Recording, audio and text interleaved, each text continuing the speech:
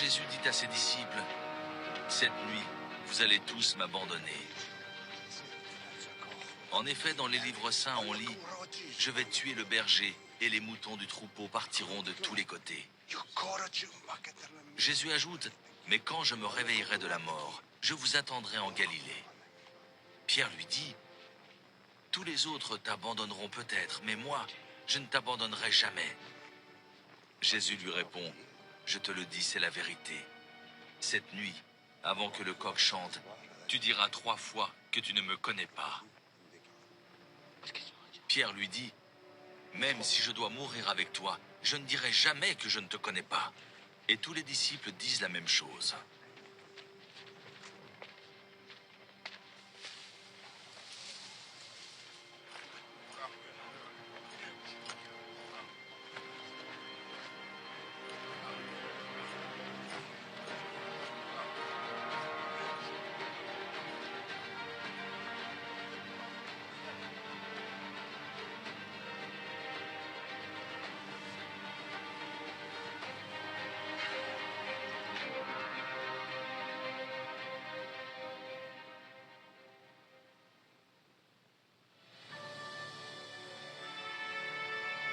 Au commencement, la parole existait déjà.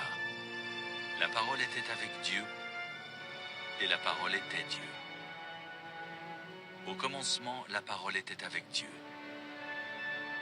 Par elle, Dieu a fait toutes choses. Et il n'a rien fait sans elle. En elle, il y a la vie. Et la vie est la lumière des êtres humains. La lumière brille dans la nuit, mais la nuit ne l'a pas reçue.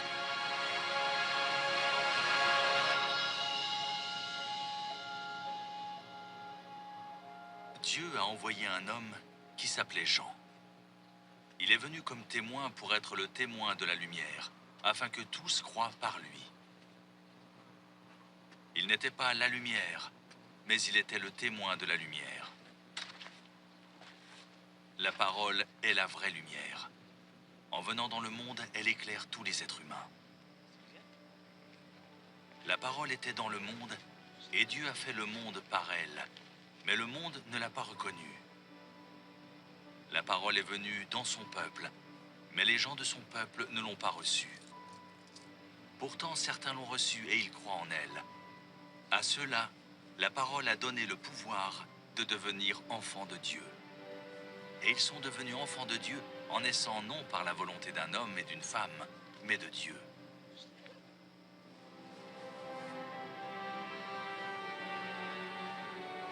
La parole est devenue un homme et il a habité parmi nous. Nous avons vu sa gloire. Cette gloire, il la reçoit du Père. C'est la gloire du Fils unique, plein d'amour et de vérité. Jean est son témoin. Il affirme d'une voix forte, « C'est de lui que j'ai parlé quand j'ai dit, l'homme qui vient après moi est plus important que moi, parce qu'il existait déjà avant moi. Oui, nous avons tous reçu une part de sa richesse. Nous avons tous été remplis de son amour, et de plus en plus. Dieu nous a donné la loi par Moïse, mais l'amour et la vérité sont venus par Jésus-Christ. Personne n'a jamais vu Dieu, mais le Fils unique, qui est Dieu, et qui vit auprès du Père, nous l'a fait connaître.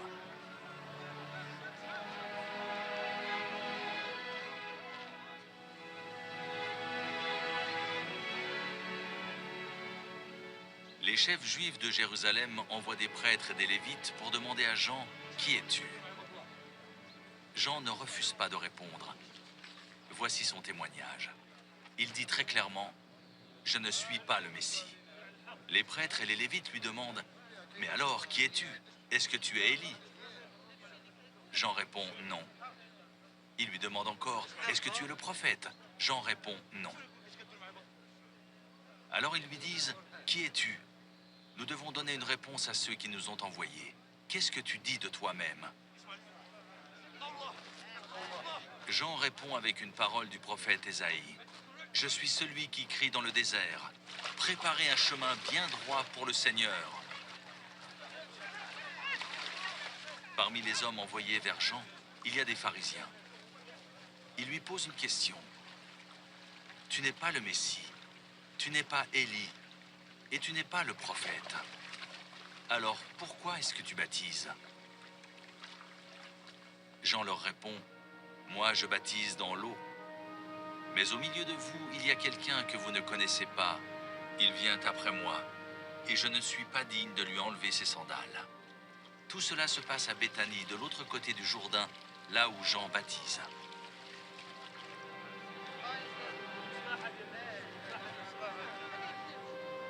Le jour suivant, Jean voit Jésus qui vient vers lui. Et il dit, voici l'agneau de Dieu qui enlève le péché du monde. C'est de lui que j'ai parlé quand j'ai dit, l'homme qui vient après moi est plus important que moi, parce qu'il existait avant moi. Moi, je ne le connaissais pas, mais je suis venu baptiser dans l'eau pour le faire connaître au peuple d'Israël. Et voici le témoignage de Jean. J'ai vu l'Esprit Saint descendre du ciel comme une colombe, et il est resté sur Jésus. Moi, je ne le connaissais pas, mais Dieu qui m'a envoyé baptiser dans l'eau, c'est lui qui m'a dit, tu verras l'Esprit Saint descendre et rester sur un homme. Et c'est lui qui baptise dans l'Esprit Saint. Moi, j'ai vu et j'en suis témoin. Cet homme-là, c'est le Fils de Dieu.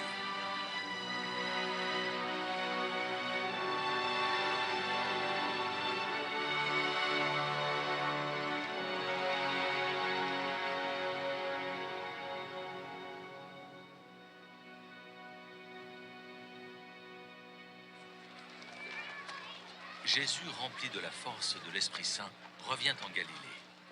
Les gens commencent à parler de lui dans toute la région. Il enseigne dans les maisons de prière et tout le monde dit beaucoup de bien de lui.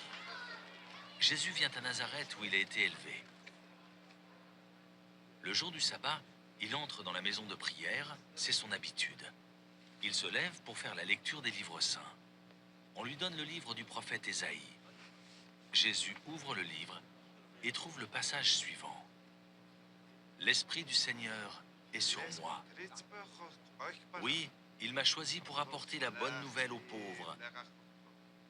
Il m'a envoyé pour annoncer aux prisonniers, vous êtes libres. Et aux aveugles, vous verrez clair de nouveau. Il m'a envoyé pour libérer ceux qui ne peuvent pas se défendre, pour annoncer, c'est l'année où vous verrez la bonté du Seigneur. Jésus ferme le livre, il le rend au serviteur et s'assoit. Dans la maison de prière, tous ont les yeux fixés sur lui. Alors il leur dit, vous avez entendu ce que les livres saints annoncent. Eh bien, aujourd'hui, cela s'est réalisé. Vous allez certainement me citer ce proverbe, médecin, guéris-toi toi-même. Et vous allez me dire, nous avons appris tout ce que tu as fait à Capernaum. Fais donc les mêmes choses ici, dans ton village. Puis Jésus ajoute, oui, je vous le dis, c'est la vérité. Un prophète n'est jamais bien reçu dans son village. Vraiment, je vous le dis. À l'époque du prophète Élie, il y avait beaucoup de veuves dans le peuple d'Israël. En ce temps-là, pendant 3 ans et demi, la pluie n'est pas tombée. Et c'était la famine dans tout le pays. Pourtant, Dieu n'a pas envoyé Élie pour aider une veuve d'Israël. Il l'a envoyé chez une veuve qui vivait à Sarepta, dans la région de Sidon. À l'époque du prophète Élisée, il y avait aussi beaucoup de lépreux dans le peuple d'Israël. Pourtant, Élisée n'a guéri aucun lépreux d'Israël, mais il a guéri Naaman le Syrien. Dans la maison de prière, tout le monde est très en colère en entendant cela. Ils se lèvent tous et font sortir Jésus du village. Ils l'emmènent en haut de la colline sur laquelle leur village est construit et ils veulent le jeter en bas.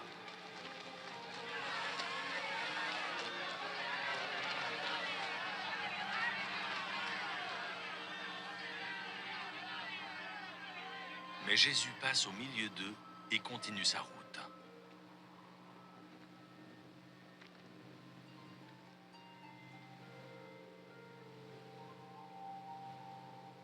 Le jour suivant, Jean est là de nouveau avec 2 de ses disciples.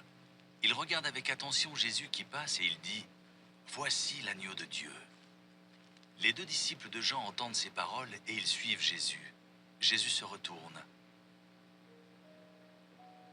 Il voit que les disciples le suivent et il leur demande « Qu'est-ce que vous cherchez ?» Ils lui répondent « Rabbi, où est-ce que tu habites ?» Le mot rabbi veut dire maître. Jésus leur répond, venez et vous verrez. Ils viennent, ils voient où Jésus habite et ils restent avec lui ce jour-là. Il est environ 4 heures de l'après-midi. L'un des deux hommes qui ont entendu les paroles de Jean et qui ont suivi Jésus s'appelle André. C'est le frère de Simon-Pierre. André rencontre d'abord son frère Simon et lui dit « Nous avons trouvé le Messie ». Le mot Messie veut dire Christ. Il conduit Simon auprès de Jésus. Jésus regarde Simon avec attention et il lui dit « Tu es Simon, le fils de Jean. Tu t'appelleras Céphas. » Ce nom veut dire Pierre. Un jour, Jésus est au bord du lac de Génézareth. Une foule nombreuse est tout près de lui pour écouter la parole de Dieu. Jésus voit 2 barques au bord du lac. Les pêcheurs en sont descendus et ils lavent leurs filets. Jésus monte dans l'une des barques, celle de Simon. Il demande à celui-ci « Éloigne-toi un peu du bord ». Jésus s'assoit dans la barque et il se met à enseigner les foules. Quand il a fini de parler, il dit à Simon « Avance là-bas où l'eau est profonde et jetez vos filets pour attraper du poisson. » Simon lui répond « Maître, nous avons travaillé toute la nuit sans rien prendre, mais tu nous dis de jeter les filets, je vais le faire. » Ils jettent les filets et ils prennent un très grand nombre de poissons. Leurs filets commencent à se déchirer. Pour demander de l'aide, ils font signe à ceux qui les accompagnent dans l'autre barque. Ceux-ci arrivent. Ils remplissent les 2 barques de poissons et les barques pleines s'enfoncent dans l'eau. En voyant cela, Simon-Pierre tombe à genoux devant Jésus et il dit « Seigneur, éloigne-toi de moi, oui, je suis un homme pécheur. » En effet, Simon et tous ceux qui sont avec lui sont effrayés parce qu'ils ont pris beaucoup de poissons. Jacques et Jean, les fils de Zébédée qui accompagnent Simon, sont effrayés aussi. Mais Jésus dit à Simon, « N'aie pas peur. À partir de maintenant, ce sont des gens que tu prendras. » Alors ils ramènent les barques à terre, ils laissent tout et suivent Jésus.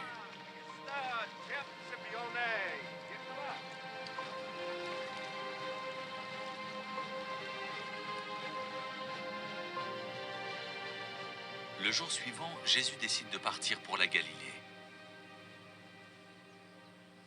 Il rencontre Philippe et il lui dit « Suis-moi ». Philippe est de Bethsaïda, le village d'André et de Pierre. Ensuite, Philippe rencontre Nathanaël et il lui dit « Dans la loi, Moïse a parlé de quelqu'un, les prophètes aussi en ont parlé. C'est Jésus, le fils de Joseph, il est de la ville de Nazareth. » Nathanaël dit à Philippe « De Nazareth ? Est-ce qu'il peut sortir quelque chose de bon ?» Philippe lui répond « Viens, tu verras. » Jésus voit Nathanaël qui vient à lui et il dit à son sujet « Voici un vrai Israélite. Cet homme-là ne sait pas mentir. » Nathanaël demande à Jésus « Comment est-ce que tu peux me connaître ?» Jésus lui répond « Avant que Philippe t'appelle, je t'ai vu. Tu étais sous le figuier. » Alors Nathanaël lui dit « Maître, tu es le Fils de Dieu. Tu es le roi d'Israël. » Jésus lui répond « Je t'ai dit, je t'ai vu sous le figuier, et c'est pour cela que tu crois. Tu verras des choses beaucoup plus grandes. » Et Jésus ajoute « Oui, je vous le dis, c'est la vérité. Vous verrez le ciel ouvert et les anges de Dieu qui montent et descendent au-dessus du Fils de l'homme. » Quand Jésus revient en barque de l'autre côté du lac, une grande foule se rassemble autour de lui. Il est au bord du lac. Un des chefs de la maison de prière arrive. Il s'appelle Jairus. Il voit Jésus, se jette à ses pieds et il le supplie en insistant « Ma petite fille est mourante. Viens poser les mains sur sa tête pour qu'elle guérisse et qu'elle vive. » Jésus s'en va avec lui. Une foule nombreuse l'accompagne et les gens sont très serrés autour de Jésus. Dans la foule, il y a une femme qui perd du sang depuis 12 ans. Elle a beaucoup souffert chez de nombreux médecins. Elle a dépensé tout son argent, mais elle ne va pas mieux, au contraire, elle va plus mal. Cette femme a entendu parler de Jésus. Alors elle vient dans la foule derrière lui et elle touche son vêtement. En effet, elle se dit « Si je touche au moins ses vêtements, je serai guérie. » Aussitôt, son sang s'arrête de couler et elle se rend compte qu'elle est guérie de sa maladie. Au même moment, Jésus sent qu'une force est sortie de lui. Il se retourne au milieu de la foule et il demande « Qui a touché mes vêtements ?» Ses disciples lui répondent « Tu le vois bien, la foule est très serrée autour de toi et tu demandes qui m'a touché ?» Mais Jésus regarde autour de lui pour voir qui a fait cela. La femme tremble de peur parce qu'elle sait ce qui lui est arrivé. Elle vient se jeter aux pieds de Jésus et elle lui dit toute la vérité. Jésus lui dit « Ta foi t'a sauvé. Va en paix et sois guéri de ta maladie. »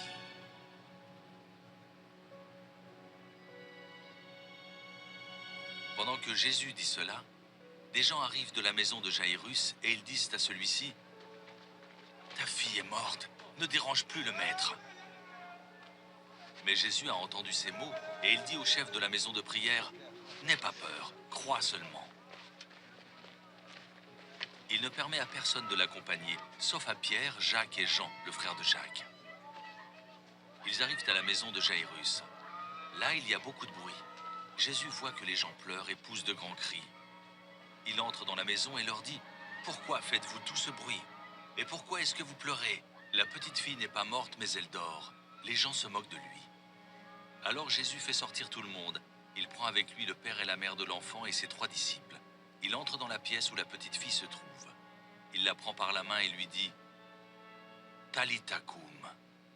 Cela veut dire « Petite fille, je te le dis, lève-toi ».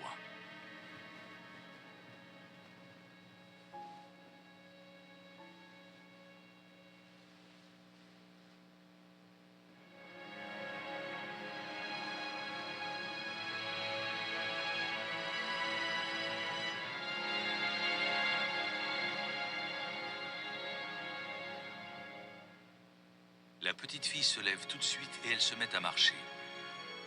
Elle a 12 ans.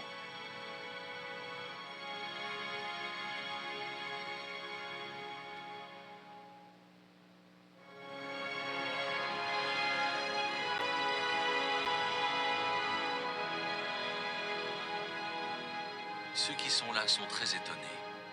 Mais Jésus leur demande avec force, ne dites rien à personne. Ensuite il leur dit, donnez-lui quelque chose à manger.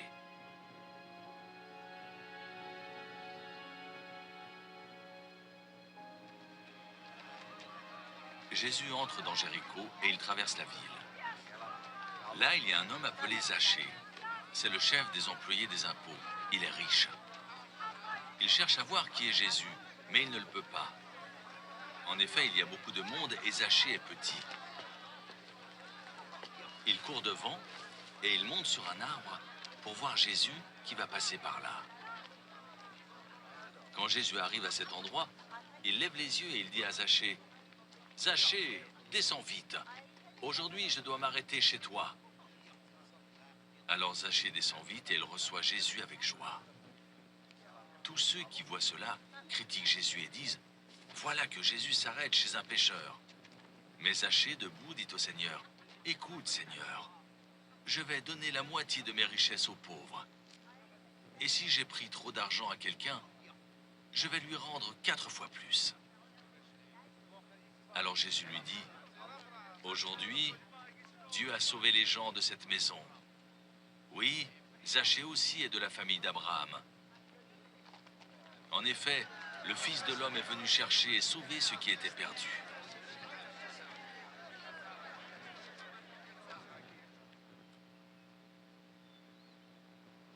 Certains croyaient être justes et ils méprisaient tous les autres. Pour eux, Jésus raconte cette histoire. 2 hommes vont au temple pour prier. L'un est pharisien, l'autre est employé des impôts. Le pharisien se met devant. Voici comment il prie dans son cœur. « Mon Dieu, je te remercie parce que je ne suis pas comme les autres. Ils sont voleurs, injustes, adultères. Et je te remercie parce que je ne suis pas comme cet employé des impôts. Je jeûne 2 fois par semaine. Je te donne le 10e de tout ce que je gagne. » L'employé des impôts reste derrière. Il ne veut même pas lever les yeux vers le ciel. Mais il se frappe la poitrine pour demander pardon. Et il dit « Mon Dieu, aie pitié de moi, je suis un homme pécheur. » Jésus ajoute, oui, je vous le dis, l'employé des impôts rentre chez lui et Dieu le considère comme une personne juste. Ce n'est pas le cas du pharisien. En effet, celui qui veut être au-dessus des autres, on lui donnera la dernière place, et celui qui prend la dernière place, on le mettra au-dessus des autres. Un jour, Jésus est en train d'enseigner. Des pharisiens et des maîtres de la loi sont assis à côté de lui. Ils sont venus de tous les villages de Galilée et de Judée, et de la ville de Jérusalem. La puissance du Seigneur Dieu est avec Jésus pour qu'il guérisse des malades. Des hommes arrivent, ils portent sur une natte quelqu'un qui est paralysé. Les hommes cherchent à faire entrer le malade dans la maison et à le placer devant Jésus. Mais ils n'arrivent pas à le faire entrer à cause de la foule.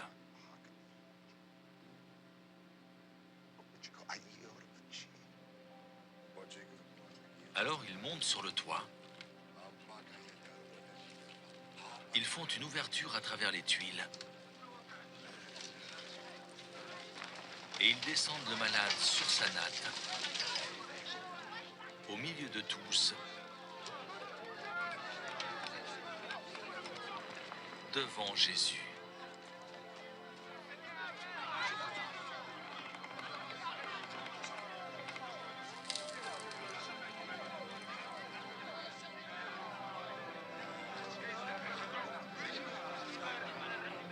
Quand Jésus voit leur foi, il dit au malade, « Tes péchés te sont pardonnés. » Les maîtres de la loi et les pharisiens se mettent à penser, « Qui est cet homme? Il insulte Dieu. Personne ne peut pardonner les péchés. Dieu seul peut le faire. » Mais Jésus connaît leurs pensées et il leur dit, « Pourquoi avez-vous ces pensées-là?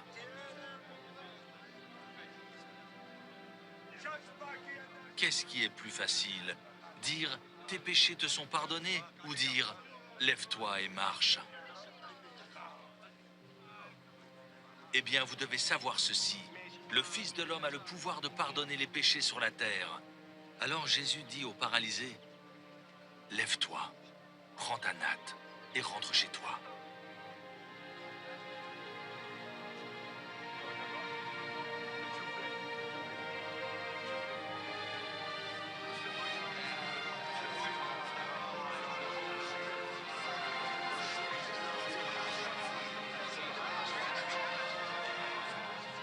Aussitôt, l'homme se lève devant tout le monde. Il prend la natte sur laquelle il était couché et il rentre chez lui en disant « Gloire à Dieu !» Tous les gens sont très étonnés et ils ont peur. Ils disent aussi « Gloire à Dieu! Aujourd'hui, nous avons vu des choses extraordinaires. »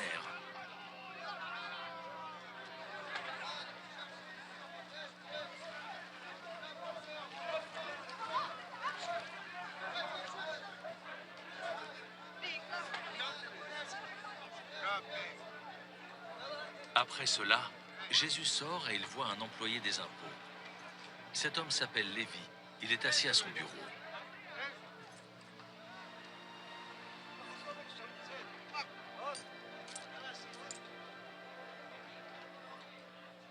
Jésus lui dit, « Suis-moi. »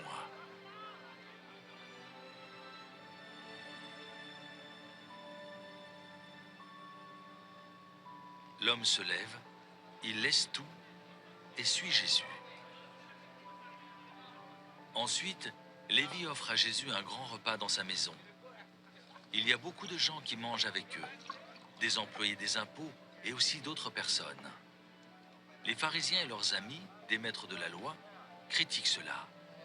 Ils disent aux disciples de Jésus, « Vous mangez et vous buvez avec les employés des impôts et avec les pécheurs. Pourquoi donc ?» Jésus leur répond, « Les gens en bonne santé n'ont pas besoin de médecins, ce sont les malades qui en ont besoin. Je ne suis pas venu appeler ceux qui se croient justes, je suis venu appeler ceux qui se reconnaissent pécheurs pour qu'ils changent leur vie. » Les pharisiens disent à Jésus, « Les disciples de Jean-Baptiste jeûnent souvent et ils font des prières. Nos disciples font la même chose, mais tes disciples à toi mangent et boivent. » Jésus leur répond, « Le jour du mariage, est-ce que vous pouvez obliger les invités à jeûner quand le marié est avec eux? Mais le moment va venir où on leur enlèvera le marié, alors ces jours-là, ils jeûneront. »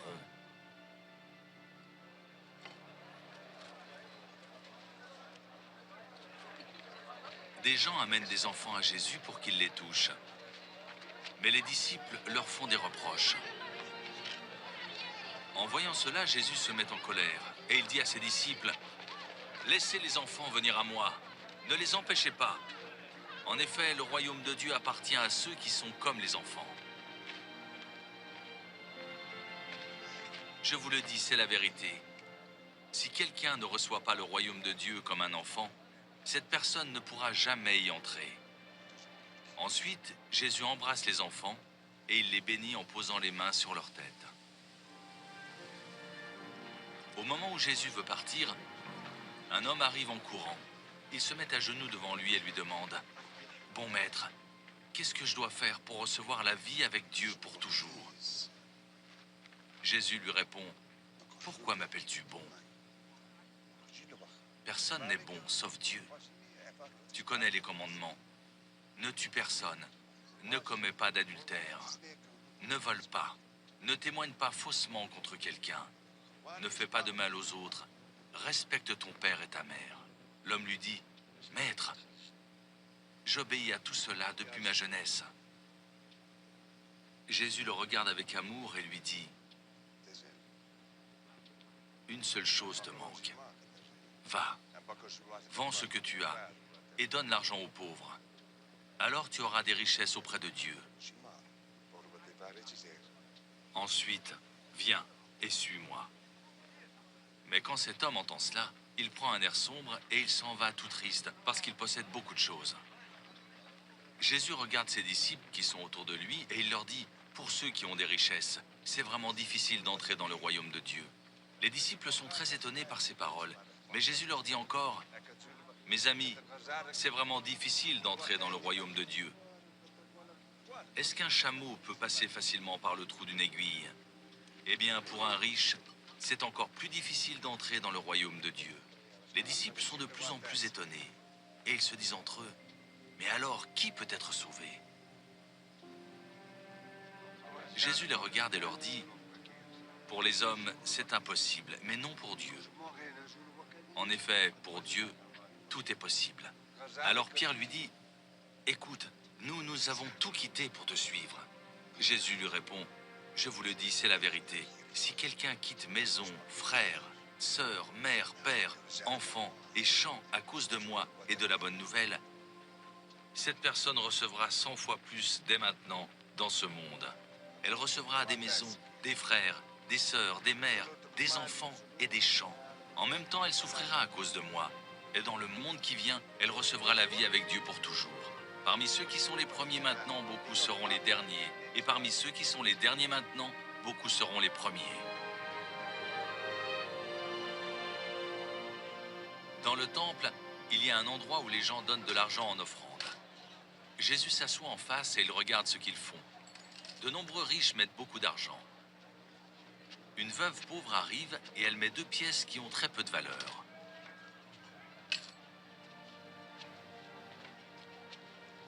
Alors Jésus appelle ses disciples et leur dit, « Je vous le dis, c'est la vérité. Cette veuve pauvre a donné plus que tous les autres. En effet, tous les autres ont mis de l'argent qu'ils avaient en trop, mais elle, qui manque de tout, elle a donné tout ce qu'elle possédait, tout ce qu'elle avait pour vivre. »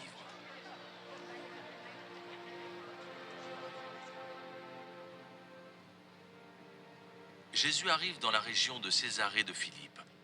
Il demande à ses disciples, « Pour les gens, qui est le Fils de l'homme ?» Ils lui répondent, « Les uns disent que tu es Jean-Baptiste, d'autres disent que tu es Élie, d'autres encore disent que tu es Jérémie ou l'un des autres prophètes. » Jésus leur dit, « Mais vous, qu'est-ce que vous dites? Qui suis-je » Simon-Pierre lui répond, « Tu es le Messie, le Fils du Dieu vivant. »